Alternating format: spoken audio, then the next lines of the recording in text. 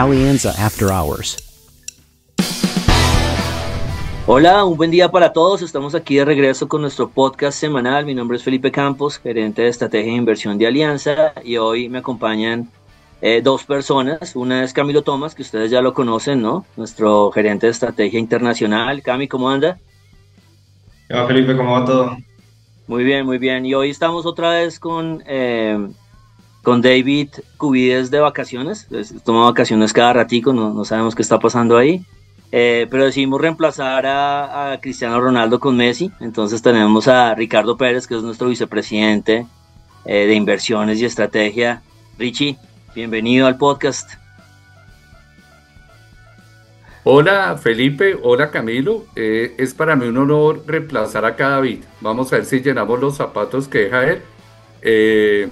Qué pena con Messi, es decir, Messi se debe sentir disminuido por esta comparación, pero agradecerle la oportunidad que me dan de compartir con ustedes en este interesante espacio. ¿Listo? Vale, no, súper chévere ahí para todos, para que todos conozcan todo lo que es la estrategia, la trabajamos entre todo el equipo que usted acá y arranca todo desde Richie, entonces súper chévere tenerlo aquí.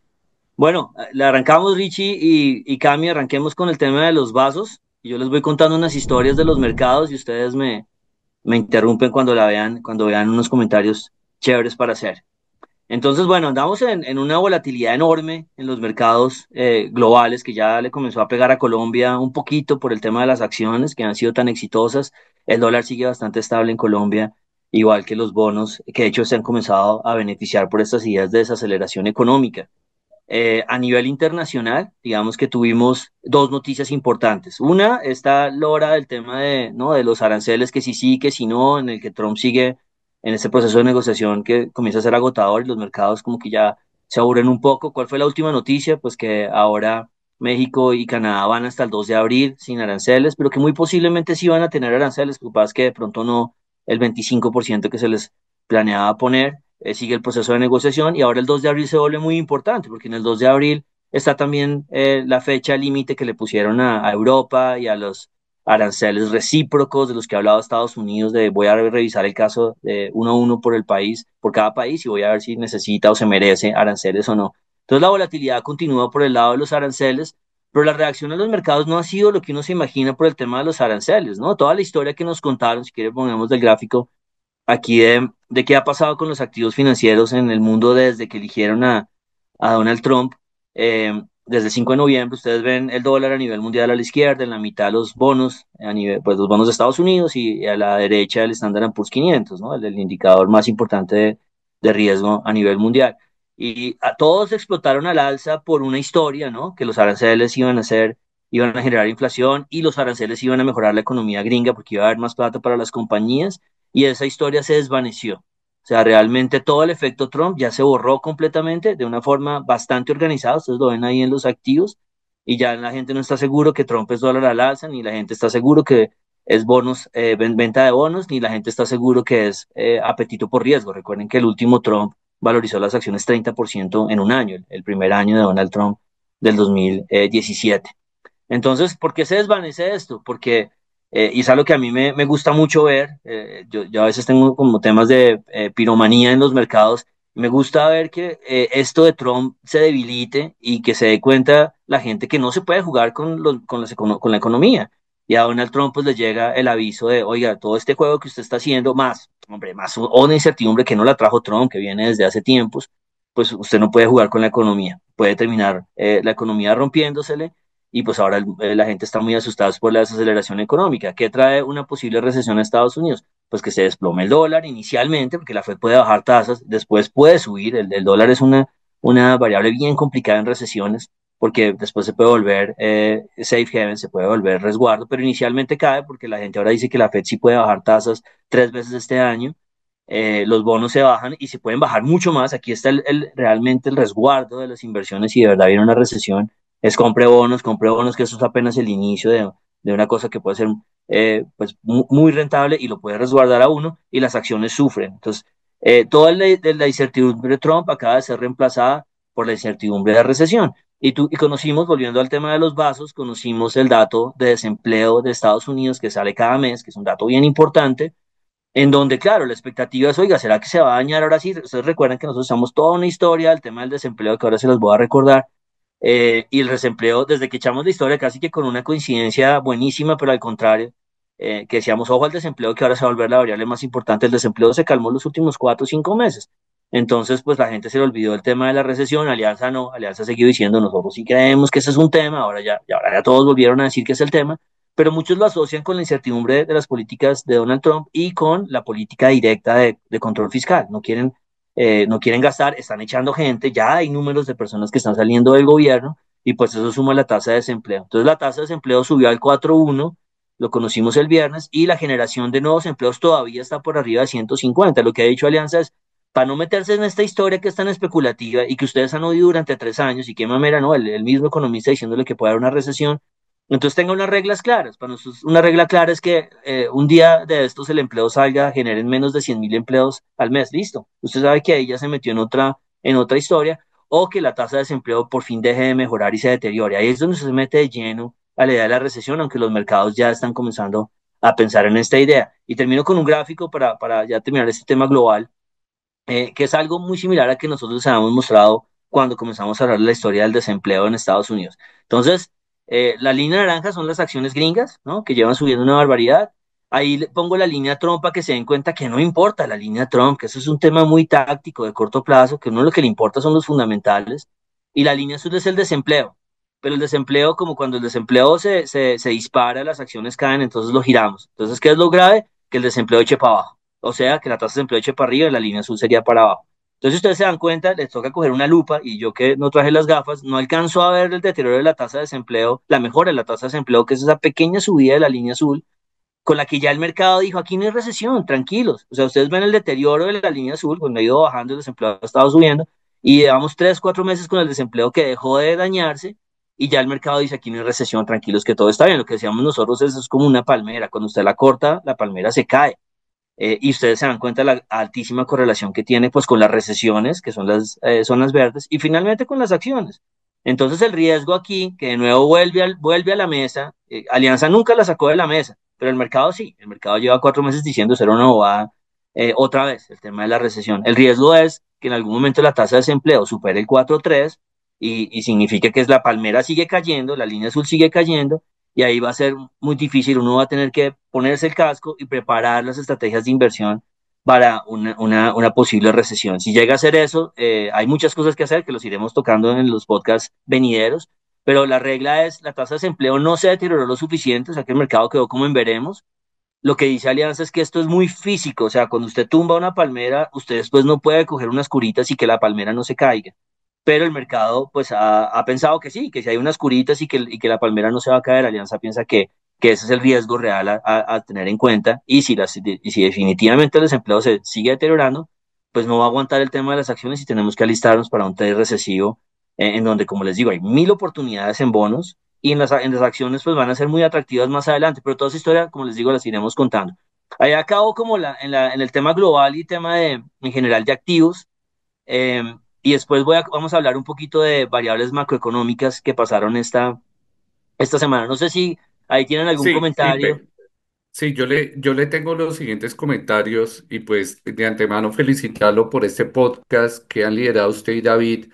Me recuerda esos programas de los ochentas de Abelardo Forero Benavides, que siempre discutía temas históricos con otro señor muy conocido. Entonces me recordó mi infancia este podcast, uno de los podcasts más escuchados. Bueno, los siguientes comentarios, Felipe. Por favor, devuélvanse a la primera gráfica donde aparecían dólar, tesoros y acciones. Por favor, hay alguien que nos ayude.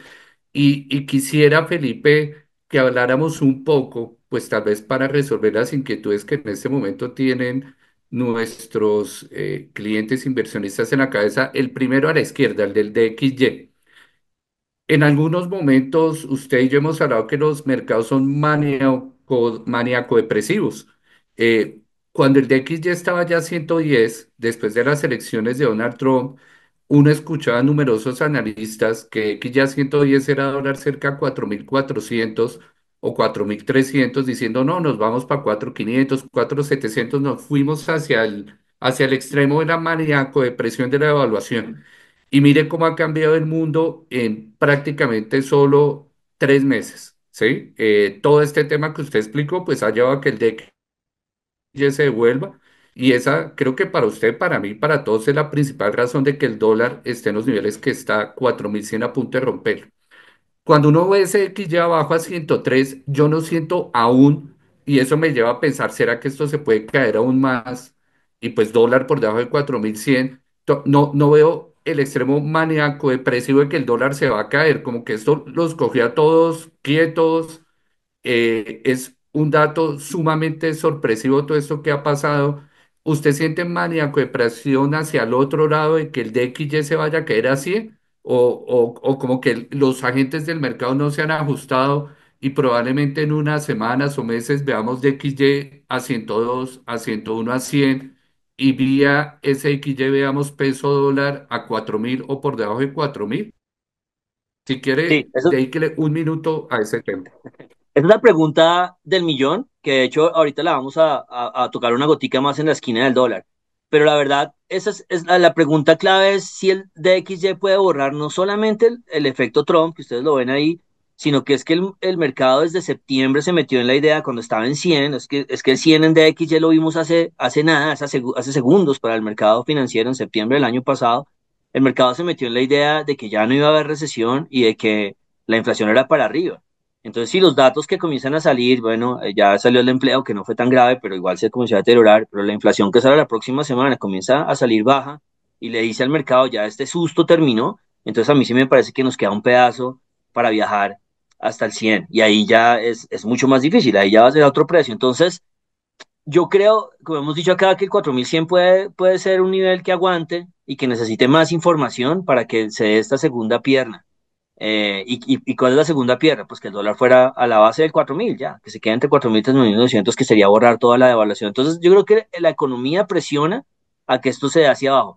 ¿Qué es la parte difícil? Lo que se va a volver difícil acá es que si la economía, digamos, presiona, pero el petróleo se cae de 69 y se va a $10 abajo, no va a ser tan fácil. Entonces, esta etapa a la que podemos entrar de mucho susto de recesión va a tener periodos muy agresivos de dólar abajo y después periodos agresivos de dólar arriba. Entonces, si la pregunta es al final, oiga, el dólar va a bajar de 4.000, eso no, eso viene un baile muy asociado con este tema de recesión. No, de acuerdo. Listo. Es decir, creo que el mercado no tiene en la cabeza eso. Es decir, no, no estamos preparados para ver un DXY a 100. Y si pasa, nos vamos a sorprender con un dólar a 4.000 o por debajo. Pero bueno, el mercado traerá. Y el tema es que si esa palmera se cae, como usted dice, pues el DXY a 100 va a ser un hecho innegable. ¿Listo? Venga, sobre la segunda gráfica de los tesoros PIPE, quiero que le metamos el ingrediente de los test. La corrección de los test que hemos tenido este año a la baja, las valorizaciones en la renta fija que han impactado positivamente los fondos, pues está el ruido de S&P, ahora vamos a hablar de Fitch, que finalmente no generó ningún ruido porque no hizo el movimiento, pero ha ayudado sin duda sobre los test la caída en los tesoros. Tener un tesoro de 2 años por debajo del 4 y un tesoro a 10 años por debajo del 30, sin duda es un escenario favorable para nuestra renta fija local. El tema es que, Pipe, quiero que usted me dé su análisis. La última vez que el Tesoro a 2 años estuvo por debajo del 4 y los de 10 años por debajo del 4.30, los TES estaban más abajo. Es decir, los TES han bajado, pero no como estaban cuando los tesoros estaban ahí. ¿Por qué? Sí, digamos ahí, esto es bien importante para el tema de los portafolios que la mayoría de colombianos pues dependemos de los bonos. Y a estos, digamos, a estos niveles en que se han mejorado los tesoros, pues ya uno se quita un peso encima. Ahora, ¿qué pasa si uno entra a ese trade de miedo de la desaceleración económica o de que ya no hay miedo de inflación? Pues los tesoros se van a devolver a los niveles de septiembre, igual que el dólar. Ese sería como el espejo del DXY y se hablaríamos de tesoros al 360 y los de 2 años de pronto más abajo. Y recuerden que el Banco de la República no ha tocado tasas y esta es una de las variables. El Banco de la República dijo, me asusta Trump directamente, me asusta el dólar, todo esto que ustedes ven, ese susto en donde el Banco de la República decidió no bajar tasas fue en los picos de estas variables. Y es otra foto. Entonces ya hay una probabilidad de que el Banco de la República pueda ceder un poco más, sabiendo que el tema fiscal es problemático. Ahora, ¿por qué Colombia está un poco quedado del movimiento? Que es la pregunta ahí más importante.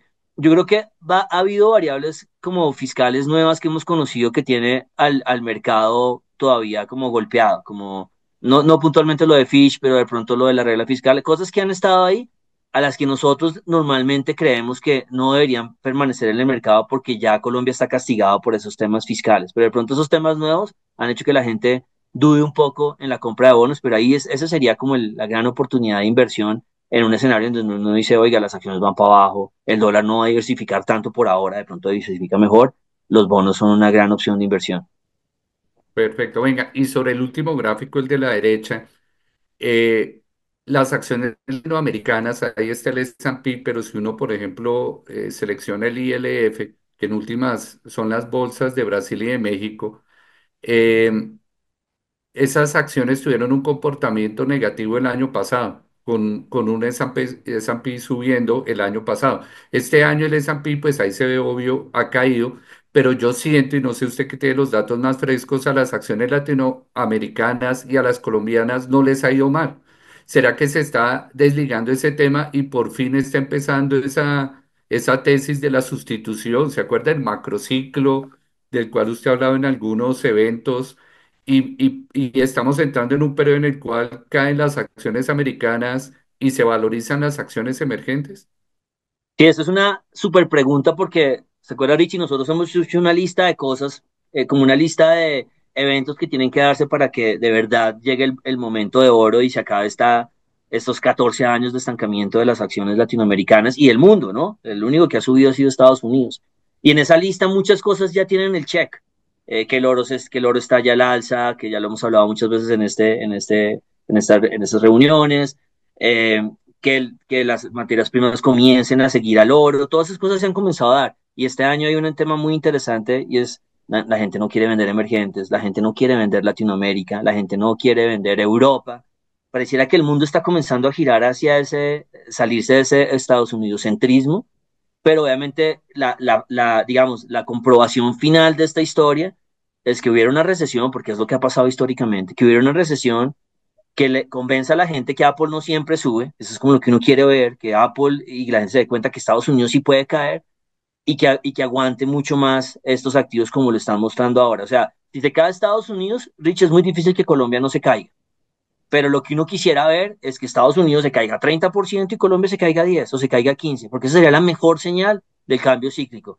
Los inversionistas, digamos, que no conocen el tema de los ciclos, van a estar afanados de comprar Estados Unidos, ¿no? Si cae 20 o 30%, ¿cómo no voy a comprar Estados Unidos?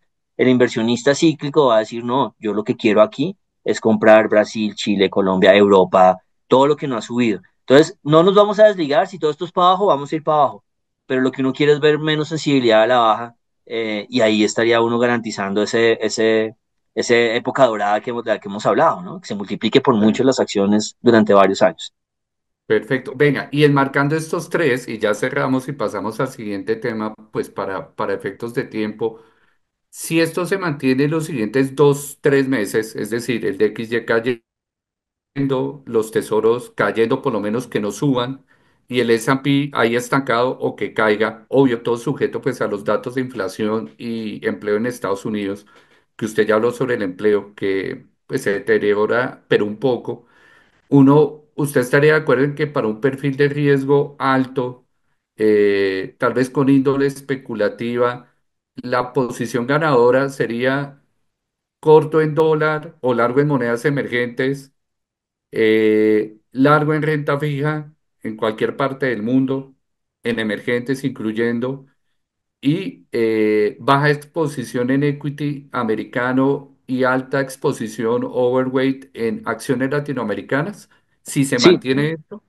tal cual, tal cual. Yo creo que se está alineando todo. Lo que pasa es que en su portafolio uno va a ver sufrimiento, porque si llegamos a entrar a esa transición, así sea chiquita o sea larga, pues al principio va a haber mucha volatilidad, pero el sesgo nuestro es que van a aguantar mucho mejor los activos latinoamericanos, las monedas emergentes o latinoamericanas. De voto el último dato, Rich. En la última recesión, el DXY en algún momento se subió, el DXY, bueno, a nivel del 2008 se subió 20% y el dólar en Colombia se subió 50%. Uno diría miércoles, las recesiones vuelven nada a Colombia. Pero esa fue una recesión en la que nosotros veníamos muy costosos, porque el dólar venía de 3.000 y estaba en 1.600, era fácil subirse. En cambio, la recesión del 2001, cuando llegamos acabados nosotros en el ciclo anterior, nosotros llegamos acabados y Estados Unidos estaba en la burbuja tecnológica muy similar ahora, el DXY se devaluó en un periodo, no sé, 5 o 10% el dólar solo 5%. O sea, en la recesión, cuando viene muy caro Estados Unidos y muy barato los emergentes, fue muy poquito lo que nos hizo. O sea, fue cosquillas.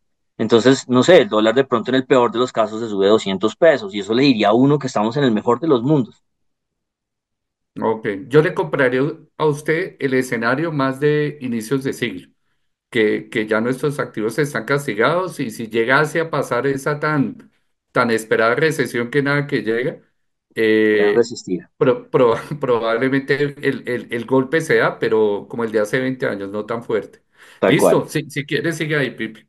Listo, démosle a los indicadores macro de esta semana. Entonces, conocimos el IPP de Colombia. Acuérdense que siempre sale el índice de precios al productor y después sale el índice de precios al consumidor que sale que sale hoy, ¿no? Que eso también tenemos que verlo un poquito, bueno, hoy o mañana, según ustedes lo escuchen, que sale el viernes. Tuvimos un buen dato del IPP. El IPP generalmente tiene choques y si los choques son permanentes es un dolor de cabeza porque uno dice en algún momento le van a transferir esto a los consumidores. Y es la línea gris que ustedes ven ahí a la izquierda, ha estado subiendo el IPP y llegó hasta el 7. Entonces es una de las cosas que también ha mencionado el Banco de la República de yo cómo voy a estar bajando tasas y vea ese IPP al 7. El hecho de que ya se ha acercado al 5,80 lo calma uno un poquito sin decirle a uno, oiga, esto ya está al otro lado. Obviamente, no todos los choques de IPP se pasan al IPC, ustedes ven ahí, pero si es sostenido, sí es muy difícil que no lo haga. Entonces, buena noticia que se ha contenido. En el gráfico de la derecha, lo que mostramos un poco la correlación con el dólar, nosotros creemos que gran parte del choque del IPP que se ha tenido en los últimos 4 meses es porque el dólar se subió, ¿no? Ustedes recuerdan que el dólar se subió hasta 4.500 casi y ya que es la línea gris, y ustedes en el gráfico de la derecha, ustedes ven que ya se está calmando un poquito la devaluación, por supuesto, con el dólar a 4.100. Entonces es una buena señal. Vamos a ver si se continúa. Nuestra idea es que sí, que eventualmente el IPP se comience a calmar, el dólar se estabilice, digamos. A mí no me importa si el dólar es 4.300 o 4.000 al final, eso no le afecta a uno la inflación, porque ya estuvimos ahí y que poco a poco se quite esa presión. Y eso lo sumamos a la expectativa de inflación que ustedes ya la van a conocer. Hoy nos están oyendo desde, ¿no? Desde por allá detrás de los parlantes. Nosotros no sabemos cómo sale la inflación, ustedes ya la habrán sabido, pero la idea es que baje un poquito del 5,22 al 5,16 o al 5,13, espera los analistas, nosotros 5,16. La inflación va a salir por encima de ese 1%, va a salir más de 1% mensual. Va a haber algunas presiones seguramente por el lado de vivienda, por la historia del gas o de pronto por temas de educación, que siempre hay ajustes, pero en realidad lo que necesitamos es que la inflación deje de subir o deje de estabilizarse. El IPP ya bajó, el IPC lleva 3 meses rebotando desde el 5 días y eso también ha generado un poco de angustia en las expectativas y angustia del Banco de la República.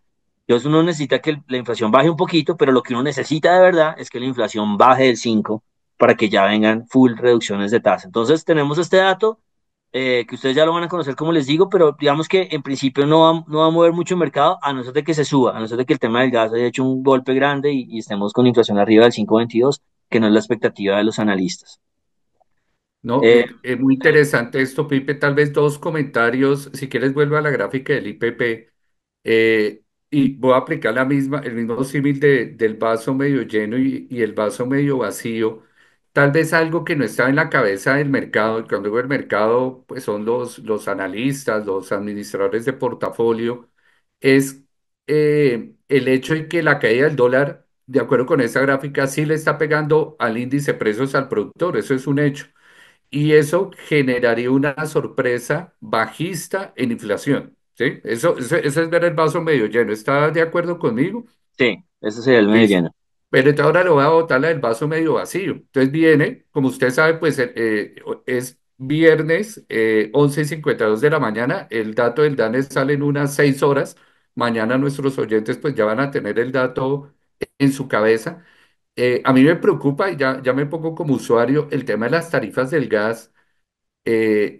Sí, pues a usted, a los que estamos acá, a todos los que están oyendo, si viene el recibo del gas y viene en la sabana de Bogotá, incrementos del 30%, 35%, incluso hasta 40%, por lo menos yo no los había visto, y pues las razones, hay expertos que saben que nosotros de este tema, un artículo muy bueno de Tomás González, se los aconsejo pues para que lo busquen en Google, que pues, dan las razones de por qué el precio del gas está así, pero digámosle así, eso es ver el vaso medio vacío y la sorpresa alcista que tengamos por el lado de los regulados. Creo que usted con eso también está de acuerdo, y tenemos unas fuerzas que hacen subir y otras fuerzas que hacen bajar. La pregunta del millón, Pipe, y pasa a la siguiente, por favor, Jenny, es la tendencia, independiente de la mezcla de las fuerzas, unas que hacen subir y otras que hacen bajar, la pregunta del millón es, ¿cuál va a ganar? ¿Va a ganar la fuerza bajista del dólar y su impacto sobre los precios al productor y sobre los importados donde hay muchos alimentos? ¿O va a ganar la presión alcista de los regulados? Y antes de que me dé su opinión, me preocupa un tema, y es que si uno veía el podcast de nosotros, el After Hours por allá en diciembre, hablábamos de que la inflación, la caída grande iba a ser en el primer semestre, iba a estar por allá cerquita al 4. Ya llevamos eh, una tercera parte del recorrido del primer semestre y ni siquiera baja del 5. Entonces mi preocupación, y yo creo que el Banco de la República, que pues es muy pilo el equipo técnico, debe ser también consciente de eso. Dicen, oiga, como que esa inflación cae, pero no va a caer al 4%. Esa es mi preocupación y quiero escuchar su opinión. Y probablemente el Banco de la República, que creo que ya también lo están incorporando los analistas en sus expectativas, es, oiga, no va a bajar la tasa 50, sino 25, no bajarla, y seguramente la tasa de intervención termina 7,75, 8. Entonces, me gustaría dedicarle unos minutos a su opinión sobre este tema, sobre factores alcistas, bajistas, que la inflación esté cayendo a la velocidad que esperábamos hace unos meses y su impacto sobre las tasas de intervención. Sí, yo creo que una de las razones por las que Alianza no tiene la inflación tan bajita como la tiene el mercado es que nos genera dudas eso y no es tan fácil saber cómo va a ser el impacto. Sabemos que las facturas subieron de una, no en en todo Colombia, entonces es difícil medirlo, pero a nosotros nos da que más o menos el efecto positivo del dólar se neutraliza con el efecto negativo del gas, así que en este mes no va bien. Ahora, ¿y por qué es importante este mes? Pues porque este mes digamos que marca ya la inflación con la que nos vamos a ir a la Junta del Banco de la República. Entonces, si la inflación no baja o si llega a subir, pues el banco es muy posible que no baje tasas. Entonces, y a mí me parece bien, de hecho, lo que hemos dicho nosotros es que eso es lo ideal, que espera al entorno. Entonces, es un dato muy importante. A nosotros, digamos, lo que diríamos, nosotros necesitamos que baje, así sea un poquito. Y aún así, si baja, no es garantía de que el banco vaya a bajar tasas, porque el banco está muy preocupado. El entorno de pronto de la Fed y toda esta cosa ayude a que sí termine bajando tasas. Pero nosotros sí creemos que eventualmente va a seguir bajando. Lo que pasa es que el eventualmente, como usted dice, si vamos perdiendo meses y meses y meses de que debería bajar, pues termina dibujando una inflación al fin de año más del 4,30 o el 4,40 o el 4,50, y pues el Banco de la República no le interesa esa inflación y no le interesa 5 años de incumplir la meta, porque entonces, ¿cuál es la meta? Entonces, esto afecta mucho y por eso no oye al gerente técnico tan averso al tema de bajar tasas y como no quiere celebrar el tema de la inflación porque todavía no hay temas para celebrar. Perfecto, listo, listo. Bueno, para que no nos coja la tarde, sigamos con el Démosle, siguiente sí, tema, sí, Pipe. sí, sí. Hablemos de Fitch rápidamente. Fitch, que yo creo que eso es un no evento, es un muy buen análisis, pero es un no evento, porque lo que hizo Fitch fue dañar el outlook, digamos, bajar el outlook de Colombia, pero mantuvo la calificación en W+. Lo que hizo finalmente fue alinearse con Standard Poor's, que ya había dicho. Cuando unas calificadoras toman una decisión que ya otra calificadora la había tomado, los mercados como que no le paran muchas bolas, eso lo llamamos una igualación. No es chévere, como siempre con la filosofía de Pambelé, es mejor tener un outlook estable que negativo. Sin embargo, los mercados no reaccionan mucho a este tipo de noticias porque nos está desalineando. ¿Qué es lo grave aquí o qué es lo riesgoso? Pues que alguna de estas ya son dos las que pueden en algún momento bajar al W. y el W no es riesgoso porque sea más perfil de riesgo, ya les hemos dicho, Colombia se está negociando como W menos. Sin embargo, cuando algunas de esas calificadoras baje al W, va a haber un flujo de venta directo, se van a tener que salir inversionistas de Colombia y eso le puede generar sí, presiones al alza a los bonos, presiones al alza al dólar. Entonces aumenta más la probabilidad, digamos, porque hay un agente más que nos puede bajar la calificación, pero en términos de la lectura que tiene Fitch, frente a la lectura que tiene Standard Poor's de la economía, de los riesgos, de que la deuda se puede desanclar, la deuda sobre PIB, todo es muy similar y son riesgos valiosos. Hay que tenerlos en cuenta porque la probabilidad de que Colombia pierda el grado de calificación este año pues es ahora más alta. Listo. Yo le meto una cucharada sobre este tema de Fitch. Totalmente de acuerdo con usted que es una alineación y no debería dejar o generar mayor daño. Eso es como si usted lo califican tres profesores y el profesor más cuchilla ya le puso usted tres y los otros que son buena gente cuatro, pues para sus papás no es sorpresa que le bajen a tres. ¿Listo? Eso es un hecho. ¿Sabe qué me llamó la atención? Que en las cifras fiscales que proyecta Fitch, ya incorporan, y eso lo lee todo el mundo, el hecho de que el déficit fiscal en el año 2025 no va a estar por debajo del 6 sino por arriba del 6. Y la deuda PIB me pareció leer que iba a estar por los lados del 62. Y esto hace fit con lo que hablábamos con David y con usted hace 3 semanas, eh, pues créele a un incremento en los ingresos fiscales del 18% con una economía que crece por debajo del 3, pues eso nadie se come ese cuento. Y Fitch pues no se lo comió. Mi gran duda es Ampi con qué número se fue antes de eso. Pues no sé si se llevó el 18 más 18% en ingresos, pues no lo sabe usted, ni lo sabe yo, ni lo sabe nadie. Pero me gusta que ya Fitch le haya dicho al mercado, oiga, el déficit no va a estar en 5 y pico, sino en 6,2. Y la deuda PIB no va a estar por debajo del 60, sino creo que la pone en 62%, donde en Alianza hemos pensado que el dólar bajando nos da un regalito, ¿sí? Es decir, fácilmente 300 pesos o 200 pesos abajo frente a la proyección, que si no estoy mal eran 4.300, pues ya con dólar a 4.100 ya no es 62 sino 60. Y creo que con 60 convivimos sin sacar, como dice IQ, es el carro de bomberos, pero pues eso es lo que hay, como la teoría de los menonitas. Entonces, ya tenemos un país, pues W más, con outlook negativo, que paga tasas y me gustaría escuchar su opinión, Felipe. Nosotros sacamos unos gráficos, nosotros pagamos tasas muy similares a Sudáfrica y a Turquía, ¿sí? Que son países pues con menor grave calificación, pagamos, y usted lo ha dicho muchas veces, creo que todavía pagamos 50 básicos más que Brasil. Es decir, el mercado no es bobo y el mercado ya dice, no, pues sí, yo no le creo al más 18% en ingresos, no le creo un déficit fiscal por debajo del 6. Entonces me parece bueno que Fitch pues haya sincerado las cifras frente al mercado. Entonces quiero escuchar ahí su opinión sobre ese Sí, tema. total. A mí todos estos elementos me parecen positivos. Siento que las calificadoras han sido súper pacientes. Los inversionistas no, los inversionistas hace 2 años dijeron esto no cuadra y han tenido la razón porque se ha descuadrado cada vez más. Entonces, los calificadores están haciendo su trabajo con mucha paciencia y ya no aguantan más.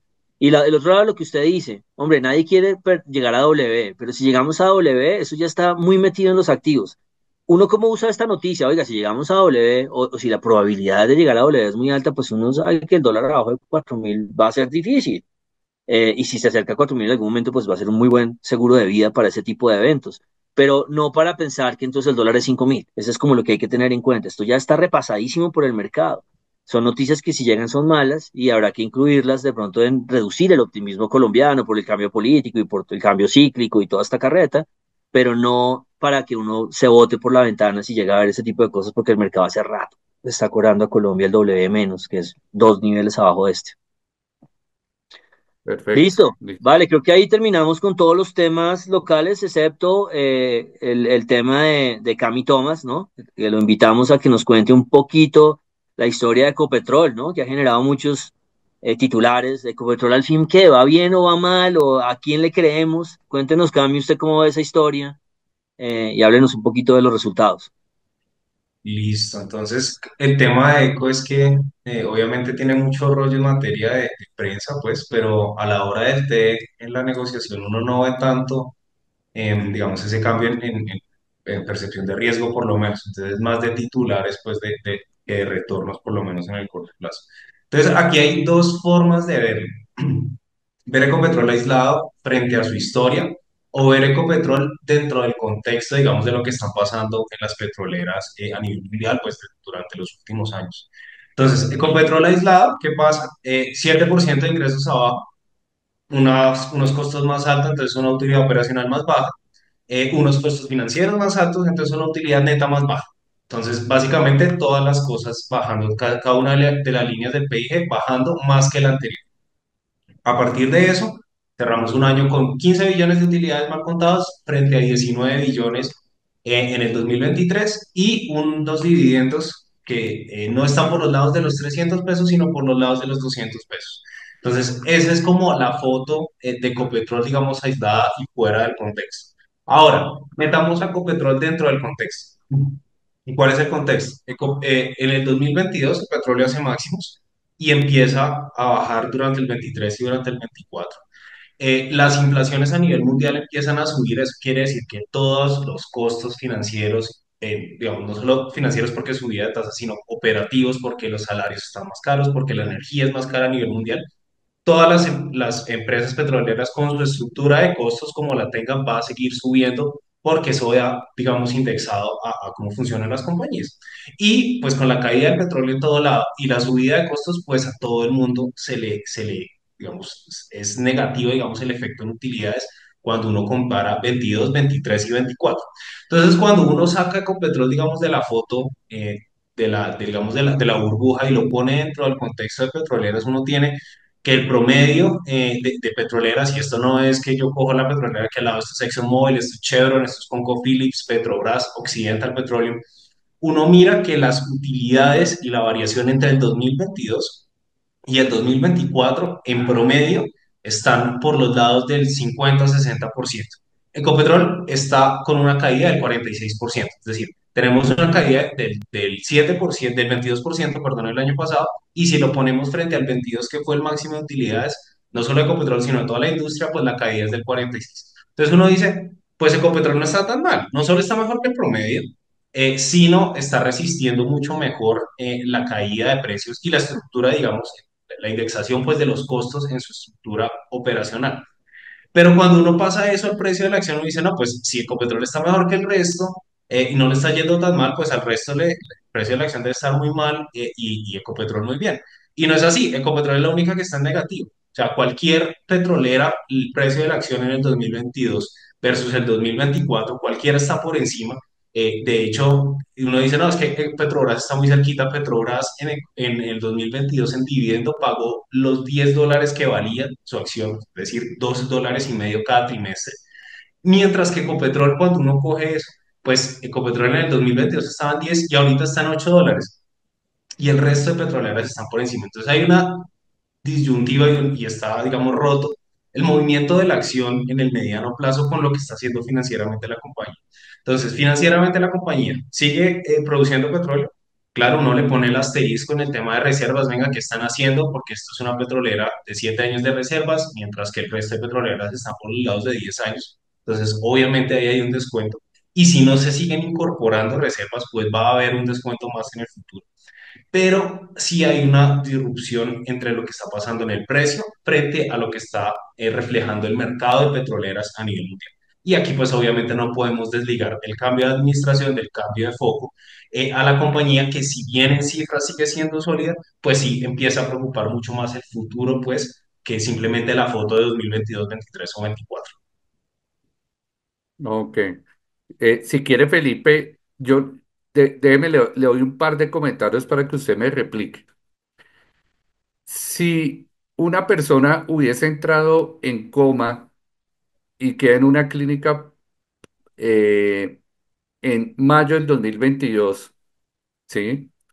Y se despierta hace una semana y le cuentan pues lo que pasó políticamente en Colombia y le muestran los resultados financieros de Ecopetrol, que es lo que acaba de hacer Camilo, no Ecopetrol, sino pues otros peers, tanto en países desarrollados como en países emergentes, dicen, ah, pero el gobierno no ha hecho nada malo, ¿sí? Hay que ser como muy prudentes con las posiciones que uno toma, a ver a quién le echa la culpa. Eso no, esto no se trata a quién le echa uno la culpa. Esto se trata más de ver qué tanto de los resultados de Ecopetrol han sido causados por el tema del sector, es decir, cantidad y precios que no los maneja ningún presidente de ninguna compañía petrolera, y qué tanto ha sido afectado por el management y los problemas de gobierno corporativo. Entonces, si uno se ciña a esto, Camilo, uno diría, independiente de quién manejara la compañía y cómo fuese el gobierno corporativo, Ecopetrol debía caer en utilidades entre 50 y 60%, según esto. Y uno ve que ha caído 46%. Entonces uno queda perdido y uno dice, oiga, ¿dónde está el daño? Y me voy a responder la pregunta, Felipe. Probablemente el daño está hecho no ahora, sino en el largo plazo. ¿Sí? Porque uno dice, no, pero entonces, ¿cómo así que no ha pasado nada? Mire todo lo que está pasando allá. Luego vienen las críticas y dicen, pero usted dice que no está pasando nada.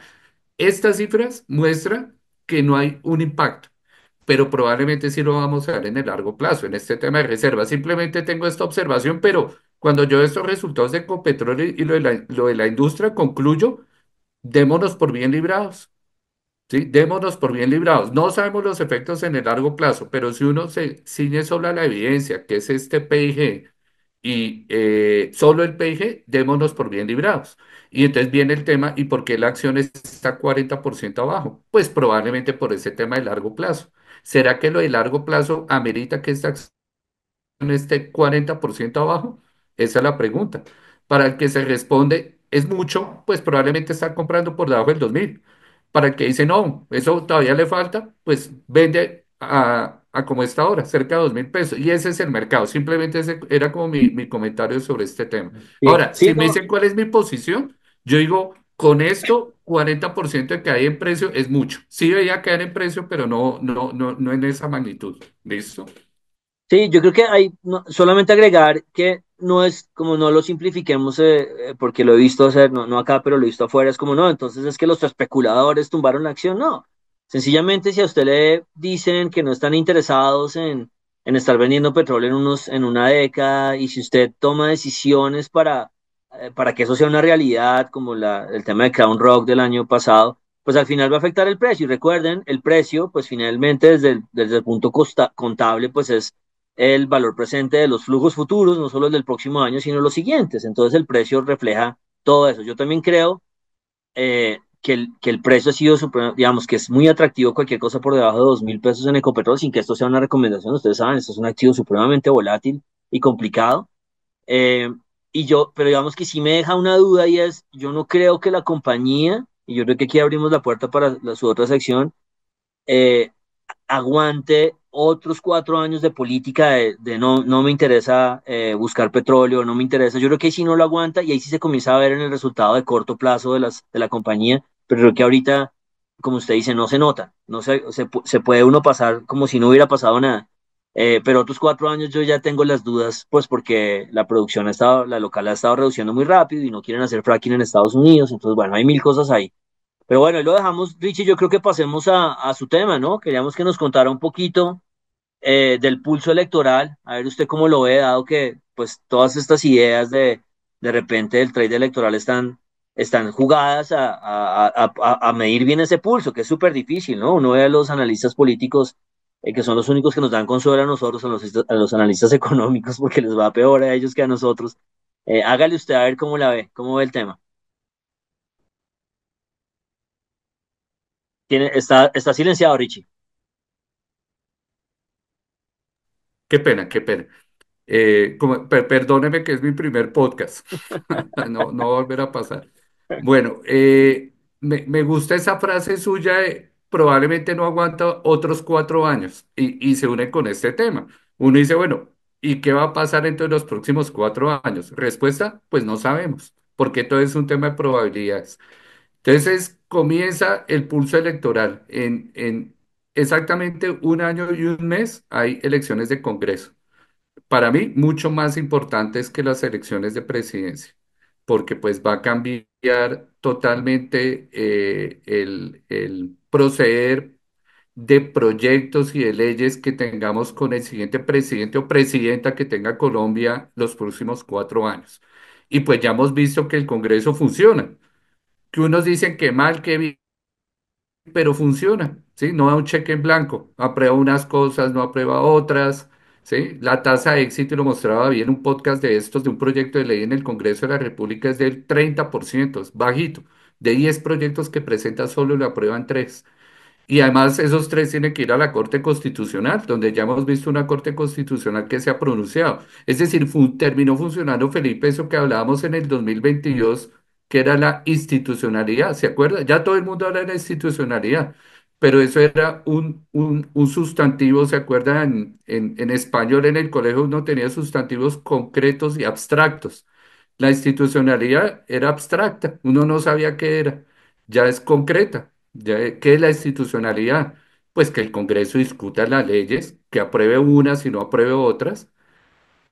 La institucionalidad es que la Corte Constitucional se pronuncie y el gobierno acate sus fallos, pues, que lo ha hecho. Ejemplo de eso, pues la reforma tributaria, donde se cayeron algunos de los artículos. Y muy probablemente la institucionalidad será aceptar los fallos de constitucionalidad en torno a la reforma pensional que están próximos a salir, donde vamos a ver si declaran no constitucional alguno de los artículos o la totalidad por los temas de forma. Es decir, lo que me deja a mí tranquilo y a muchos creo es que la institucionalidad funciona. Pero en esa institucionalidad viene un presidente del 2026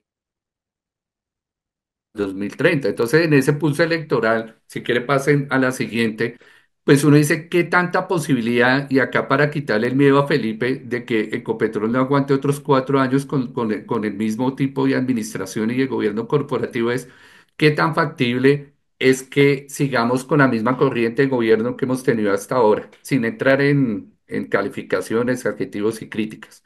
Y el tema es, y lo hablaba David la semana pasada, los índices de popularidad del gobierno actual son bajos, ¿sí? Muchos quisieran verlo por debajo del 30%, pero no, el piso esto es 30%. Ya hemos visto presidentes que igual no les ha ido bien. No, la semana pasada vimos una gráfica de Samper, de Duque, el piso es 30. Es decir, cuando un presidente no es popular, su piso es 30. Igual le está pasando a Gustavo Petro. ¿Qué me llama la atención en los temas de popularidad? Algo que salió notos, pues usted sabe, Felipe, usted hizo un análisis muy bueno comparando la encuesta de Inbamer con la del Centro Nacional de Consultoría, pero notos para efecto de nuestros análisis, sabemos que todas muestran lo mismo, cae, es decir, que eso es lo importante. Me gustó mucho la encuesta de Inbamer, eso que ustedes ven a la derecha y son los rangos de edad. Porque si uno le pregunta al ciudadano a pie dónde Gustavo Petro fue elegido presidente, muy probablemente va a decir en los rangos de edad bajos. Esa gráfica que usted a la derecha, Pipe, donde hay 4 rangos de edad, que esta gráfica a mí me preocupa mucho porque usted y yo estamos en el tercer rango y en unos añitos vamos a pasar al cuarto. Eso ya me deja Increíble. preocupado. Entonces, primero me deja preocupado porque vamos a pasar al último rango en algunos años. Y que ya no estamos en los dos de arriba, ya no somos jóvenes. Entonces, los índices de popularidad de Petro eran altos en los jóvenes, los dos primeros rangos, de 18 a 24 años y 25 a 34 años. Gustavo Petro inició con unos índices de popularidad, mire, de 18 a 24 años, cercanos al 80%, increíble, ¿sí? Es decir, tenía todo por hacer. Y de 25 a 34 años, casi 70%, es decir, 70 y 80%. Y la población de Colombia es una población joven. Esto no es Europa, ni China, ni Japón que se está envejeciendo la población, no, acá menos mal la población en Colombia todavía es joven. Entonces, los jóvenes, miren cómo están ahora esos índices de popularidad. Ya el índice de popularidad en esos dos rangos está por debajo del índice de desfavorabilidad. Es decir, la mitad de los jóvenes están arrepentidos de los de 18 a 24 años y casi la mitad de los jóvenes de 25 a 34 años también están arrepentidos, ¿sí? Entonces, esas señales pues le muestran a uno, porque uno no tiene la bola de cristal, que es difícil que un proyecto como el que venía de izquierda donde pues habían algunas orientaciones de tipo activista y radicales, se mantengan los próximos 4 años. Llama la atención en la silla vacía, salió un artículo la semana pasada donde un nuevo cargo que hay, se inventaron con este tema de, pues, del crecimiento y la innovación. Cada vez aparecen nuevos cargos. El cargo de operador político. Gustavo Benedetti y Roy Barrera son operadores políticos y ahora están muy metidos en el gobierno, muy posiblemente porque la izquierda quiere prolongar su mandato, pero pues está haciendo unos movimientos que le permitan eso. Está tratándose de unirse el pacto histórico en una reunión que hicieron con Roy Barreras junto con los liberales, llamémoslo rebeldes, y junto con Alianza Verde, la Alianza Verde que no está con Claudia López, la Alianza Verde que quedó, que es este gobernador Amaya, el de Boyacá, a ver si a través de una consulta interpartidista que se haría en marzo del 2026 eligen un candidato único a la izquierda. ¿Qué le va a pasar a ese candidato único a la izquierda? Que no puede radicalizarse, tiene que acercarse al centro, porque si no se acerca al centro, va a perder. Esa es básicamente la visión que es simple, pero poderosa, ¿sí? Y eso Pipe me lleva y no tengo la bola de cristal a decirle tranquilo con Ecopetrol. Por eso, si usted me dice, oiga, resultados parece que están con el benchmark, pero caía del 40%, me parece una caída exagerada. No debería ser del 40%, más apostándole, esa palabra no me gusta, sino tal vez esperando a que la institucionalidad y los bajos de popularidad lleven a que el péndulo se mueva hacia otro lado, ¿sí? Se salga de esa izquierda y se vaya, no sé si hacia el centro o hacia la derecha. Pero pues finalmente el presidente en Colombia votan por presidente 22 millones de personas, casi la mitad del censo electoral. Los que votan son los jóvenes. Y los jóvenes, pues esto es evidencia, estos son datos, eso no es carrete, ¿sí? No es demagogia, las cifras lo muestran. La mitad de los jóvenes se decepcionaron. ¿Listo? Entonces, eso es Pipe, no sé si usted quiere ahí interpelar o Oh, hacer algún comentario. buenísimo, buenísimo el análisis. Lo único que yo resaltaría un poco está, ¿no? Las especulaciones de, oiga, pero es que esta encuesta la están cambiando, la están presionando para que sea más de oposición. Y yo lo que le resaltaría ahí es muy difícil cuando uno ve que la misma encuesta marcaba unos números altos, o sea, no, ¿cuál es la idea de Inbamer de poner números altísimos y después, yo creo que aquí lo que hay que medir es tendencias finalmente, y la tendencia se nota. Es la misma encuesta y va por errores que pueda tener o por mejorías que se puedan hacer, como lo mismo que mostramos con el Centro Nacional de Consultoría. Lo que importa es la tendencia y la tendencia es bien llamativa. Buenísimo, Richie. Bueno, creo que ahí ya se nos acabó el tiempo y estamos alargados, entonces vámonos al calendario eh, de la próxima semana, contarles un poquito qué viene. Acuérdense que cuando sale empleo, después sigue el IPC gringo y esos son dos bombas y aquí es muy importante pues que el mercado encuentre que la inflación se está calmando y no tener problemas de crecimiento y de inflación. Entonces la inflación de Estados Unidos el miércoles, eh, por ahí de repente la inflación de Brasil, que nosotros le paramos muchas bolas porque queremos que la gente se calme con el miedo brasilero. El IPP de Estados Unidos el jueves, que las dos son dos bombas, las dos noticias importan y es realmente lo que va a estar moviendo el mercado bien importante porque si el mercado quiere salvarse necesita que la inflación deje de subir y se calme un poquito. Y vamos a nuestras cosas más atractivas, más de ya no tanto economía, para terminar, para que nos sigan en la próxima semana, las cosas que vienen. Richie, ábrese de esta serie que yo no he podido ver y que me la han recomendado mucho, con Robert De Niro del Día Cero, de Netflix, que usted ya se la vio, ¿no? Sí, me la vi y me la empecé a ver. Es una miniserie y duré pegado al televisor. No pude dejarla de ver. Me la vi de un solo tacazo.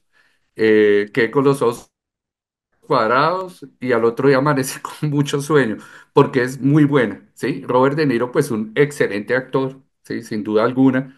Eh, y en esta serie, yo creo que gusta por el estado político en el que está el mundo, ¿sí? Gran parte de la preocupación, seguramente pues muchos vieron el video de la reunión de Zelensky con Trump y su vicepresidente, ¿sí? que me sentía viendo el video del grande bullying del curso, tratando de quitar las onces al chiquito y juicioso del curso. Esta película cala en ese ambiente de globalización.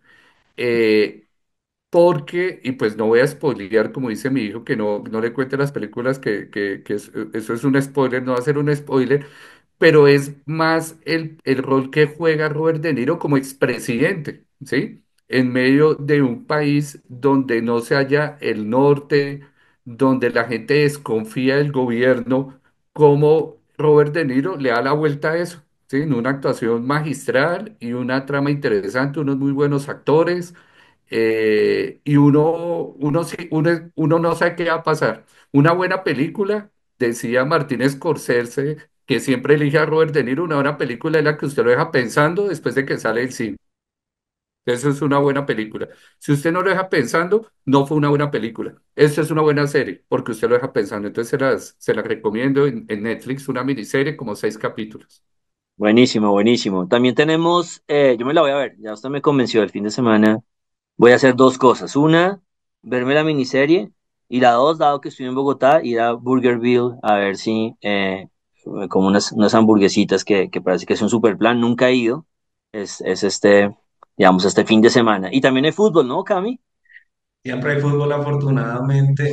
Premier Premier el domingo, Manchester United Arsenal. Arsenal va de segundo, vale a 13 puntos de Liverpool del 8 días. Liverpool con un partido más.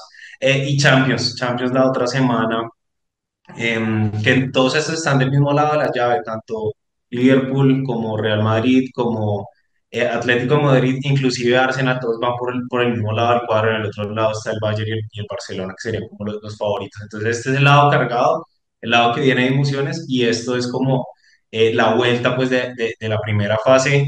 Con ventaja van Liverpool y Real Madrid para Champions. Y importante, digamos, también aclarar, cambio de horario gringo, que tal vez se nos pasó anteriormente. Entonces el domingo los gringos duermen una hora menos y se levantan una hora más temprano para el lunes.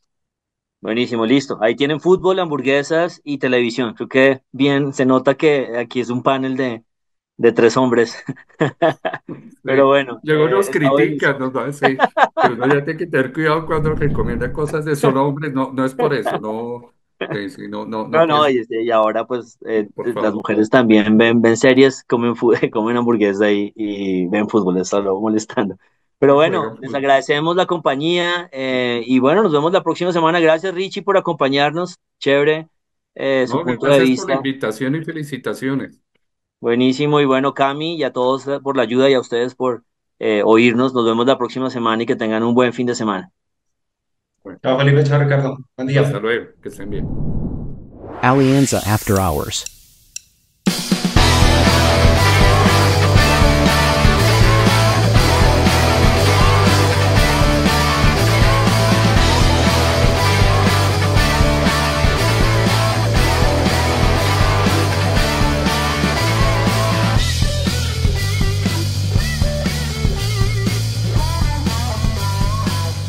Nada de lo que se discuta aquí debe ser considerado como recomendación profesional para realizar inversiones. Las opiniones aquí expuestas no buscan imponer términos ni condiciones comerciales o legales, ni tampoco se constituyen en suministro formal de información al mercado de valores. Adicionalmente, son opiniones personales y no representan las de Alianza Valores o Alianza Fiduciaria. Se recomienda consultar con un asesor comercial que entienda sus necesidades de liquidez, horizonte de inversión y perfil de riesgo antes de invertir en mercados financieros. Escuchar el podcast de Alianza puede tener efectos secundarios como ser muy sesgado en dólar, ver figuras técnicas en la naturaleza y hablar de inflación en reuniones familiares.